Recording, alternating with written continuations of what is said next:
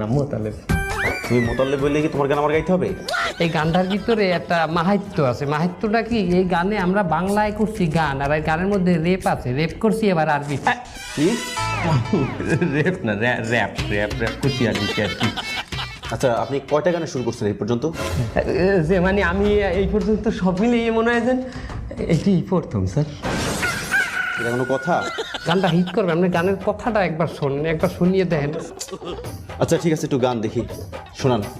ফাগুন মাছে আরব দেশে ইয়াল্লা হাবিবি ভন ভনিয়ে ঠান্ডায় আসে, ওয়াল্লা ঠান্ডা মিয়া মিয়া, বিরিয়ানির লগে ঠান্ডা লাগে,